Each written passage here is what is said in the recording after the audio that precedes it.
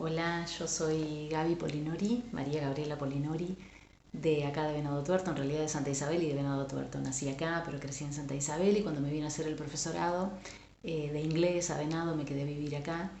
Bueno, y este librito es mi primer libro que se llama Relatos en Tetas, una construcción literaria a partir de mi experiencia de cáncer de mamas. Son en su mayoría relatos, hay un cuento, una poesía y micro relatos y también intervienen mujeres invitadas. Y la idea es que a partir de estas situaciones que a veces nos toca vivir, también se puede hacer literatura, desde lugares como los consultorios, la sala de espera o incluso el quirófano o el lugar donde se hacen los rayos o las quimios.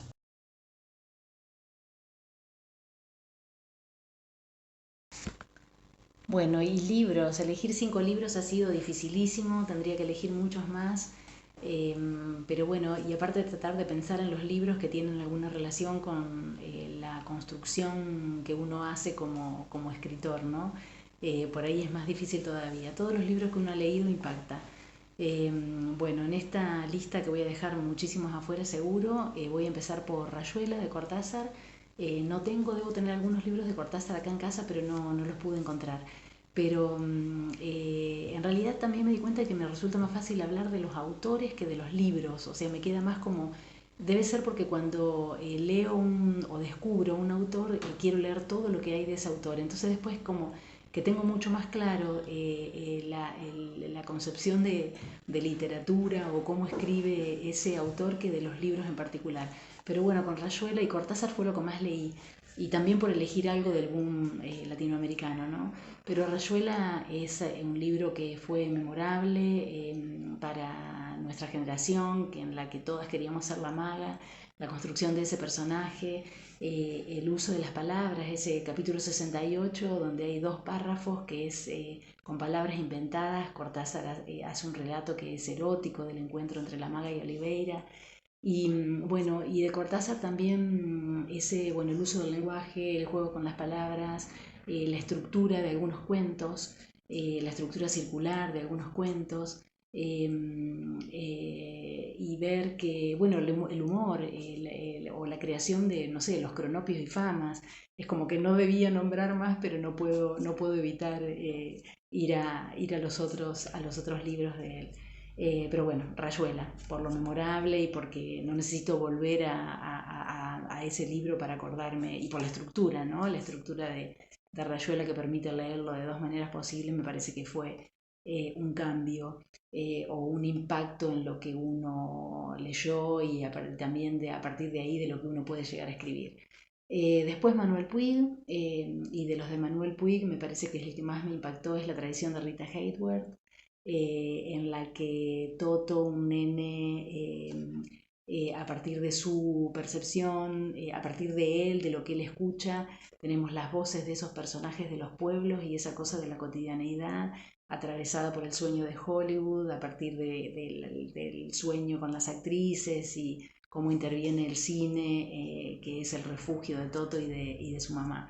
Y eso de hacer de lo cotidiano la chismografía, como Puig dice en el libro, cómo puede aparecer eso en la literatura. Y después en otros libros de él también ese uso como de collage que él hace, ¿no? Con títulos de tangos, con cartas, con noticias y mucho con el cine.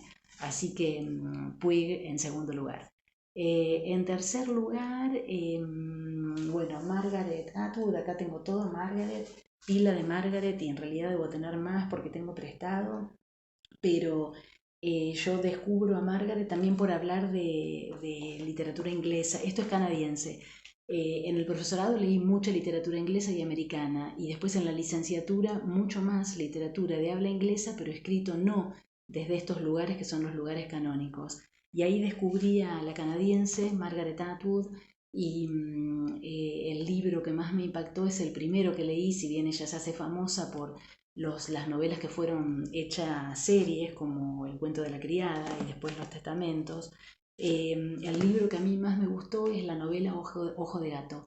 Presto mucho atención al narrador, a la voz del narrador y los narradores posibles, y me gustan mucho cuando se juega con 2 narradores. Y en Ojo de Gato Margaret hace dos narraciones paralelas de la misma persona. Una es la niña y va avanzando en tiempo, en línea cronológica, y el otro es la pintora mayor que vuelve a Toronto para hacer una retrospectiva y va en el tiempo hacia atrás recordando y buscándose a ella misma en el lugar. Y bueno, la construcción que hace de los personajes, cómo se mete en la psicología de los personajes y cómo la observación que hace de los objetos y cómo usa los objetos para narrar el paso del tiempo. Es una genia total. Después, en cuarto lugar, voy a nombrar a Selva Almada, que es lo que más estoy leyendo ahora, es nueva narrativa contemporánea. Y con Selva Almada encuentro como una cercanía, salvando las distancias, ¿no? Tengo Ladrilleros y Chicas Muertas, pero del libro que quiero hablar es el último, que No es un río, que lo saqué de la biblioteca. No tengo tantos libros porque saco mucho más de la biblioteca o me prestan y los libros circulan. Con Selva Almada digo la cercanía que siento porque es una escritora de provincia. Uno lee sus libros como este y encuentra personajes que son los personajes del barrio, los personajes de un pueblo, el hablar de la gente del pueblo. Y en No es un río, los personajes son de isla, de pueblo, y estos personajes, tres personajes de pueblo que cruzan a pescar a la isla, y están esos personajes de la isla es un personaje en sí, y el río es otro personaje, y hay una economía de las palabras que es maravillosa. Los diálogos son de dos líneas, a lo mejor hay dos páginas que son diálogos de dos palabras por línea, y ella hace un juego que es en el dijo, que lo va poniendo abajo, o sea, hasta la intervención de un personaje y el dijo aparece abajo. Entonces la hoja tiene una economía de palabras que se asemeja mucho a esos personajes escuetos y de pocas palabras. Entonces, bueno, este libro de Selva Almada me parece una belleza. Bueno, y el último libro que elijo, y me queda toda una pila fuera ahí sin haber podido nombrar, es uno de Aurora Venturini. Este lo tengo, me lo compré, el marido de mi madrastra. Es el último que salió de ella, este es de relatos. Pero el que quiero, el primero que descubrí, en realidad Aurora Venturini es un descubrimiento en sí mismo en literatura, porque por la novela Las Primas, que es la primera que leí y de la que quiero hablar, ella gana un premio y tenía 85 años cuando le dieron ese premio, y ella había escrito toda su vida. Y después escribe Las Amigas, que aparece la misma narradora de Las Primas, ya como crecida, más grande.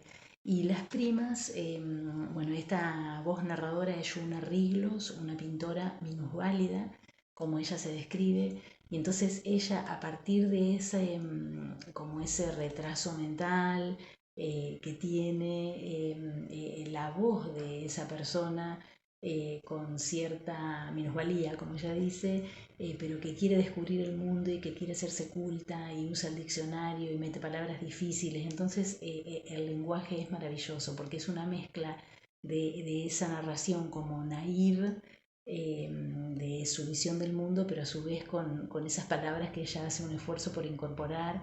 Y bueno, el resultado es de mucho humor, y hay también mucho humor en los personajes son desopilantes, juega con eso del humor de una manera arriesgada, pero es fabuloso, y el uso del humor me interesa. Me gusta el humor, yo intento poner así usar la ironía, entonces me gusta prestar atención también a cómo usan los escritores el humor en sus trabajos.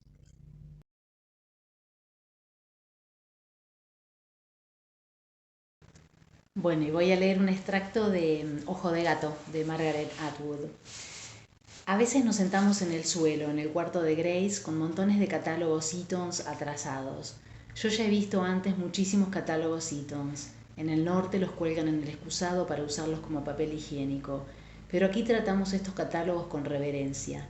Recortamos las figuritas de colores y las pegamos en álbumes de recortes. Luego recortamos otras cosas, utensilios de cocina, muebles, y las pegamos alrededor de las figuras. Las figuras en sí son siempre mujeres. Las llamamos mi señora. Mi señora tendrá esta heladera, decimos. Mi señor se comprará esta alfombra. Este es el paraguas de mi señora.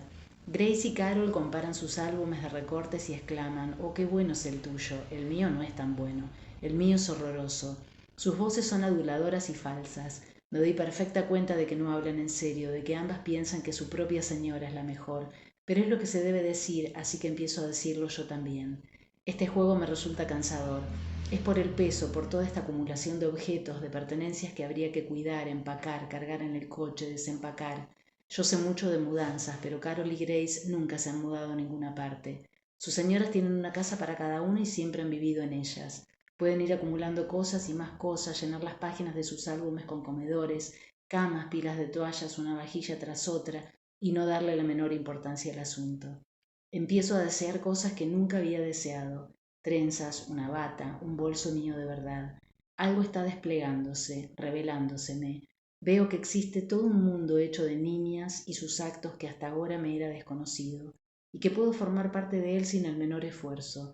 No tengo que estar a la altura de nadie, correr tan deprisa, apuntar tan bien, hacer fuertes ruidos explosivos, descifrar mensajes, morir a una seña. No tengo que pensar si he hecho todo esto lo bastante bien, tan bien como un chico. Lo único que debo hacer es sentarme en el suelo y recortar sartenes del catálogo Eaton's con unas tijeras de bordar y luego decir que lo he hecho mal. En parte es un alivio. Me encanta esta sencillez de mostrar en ese juego de las nenas cómo está hablando en realidad de cómo era ese juego de las niñas y el de los niños, ¿no? Bueno, a ella se la considera una escritora feminista, y sin embargo ella dice que no le gustan que la encasille, que ella no intenta bajar línea, sino que solamente describe la realidad.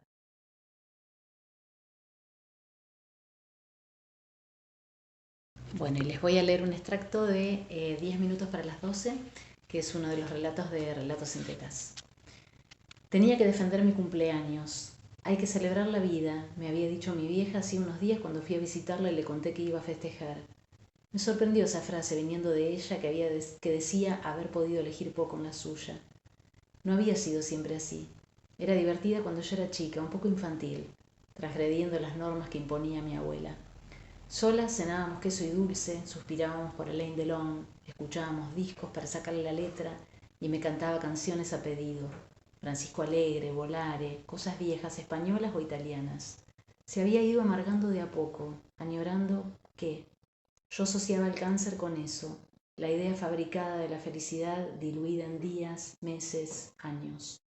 Íbamos por carriles contrarios. A mí me gustaba pensar que vivía como quería. Cuando cumplí los 40, me habían llegado demasiado rápido, nada original. Tuve una suerte de revelación, lo decía así. Empezaba la segunda mitad de mi vida y estos eran los mejores años.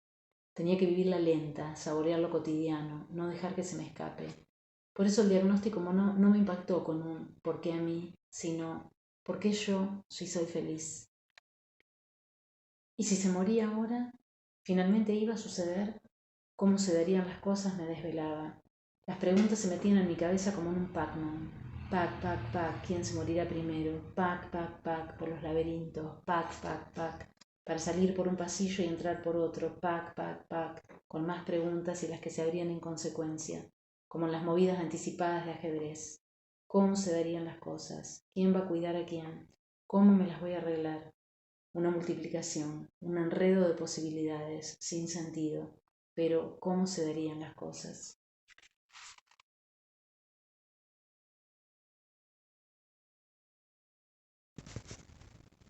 Bueno, ¿y en qué proyecto estoy ahora?